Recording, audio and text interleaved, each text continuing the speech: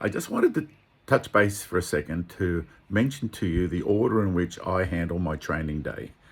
And there is a reason for that, so let me run you through it. Once the students have arrived and completed their LLN, I then sit them down to work through the workbook where they write down or copy the answers across from the answer guide into the workbook. As a full refresher, this usually takes about an hour or so, and then we would take a break before heading outside to do the practical elements of site hazards, pre-starts, then moving the loads, a number of loads at different levels to different locations, driving around, running through it all pretty well over a couple of hours, depending on how many people there are, of course, and how experienced they are, but probably should take at least a couple of hours to run through that. And then I take them back in and give them the challenge test.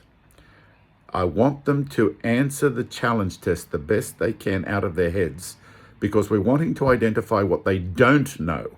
Not so much what they do know, but what they don't know, so that by the following day, they will know what those things are that they don't know. Now, I then mark them individually with a red pen, indicating rights and wrongs and all of that stuff. And then as a group, we go over all of the questions again, one at a time, and I tell them the best answers that would virtually guarantee them a tick, a yes, when they get assessed the next day. Now, if any of them have written anything different to that, I urge them to write down again exactly what I'm telling them so they can study it that afternoon and night.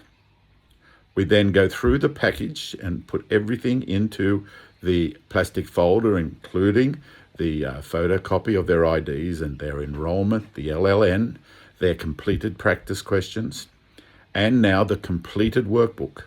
Before they leave, they need to sign off on the back page of the challenge test, which is their readiness document.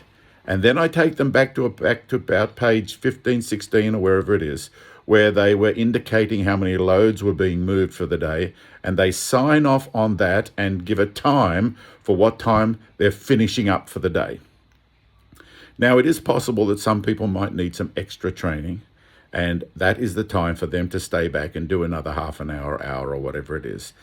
It is essential that we're getting people well trained, but also that our documentation is all signed off correctly so it doesn't leave us in an exposed position should they challenge that the training was inadequate. So that's the system I run. You don't have to do it exactly the same, but we do need it all signed off, marked, and completely finished off so that all of our bases are covered.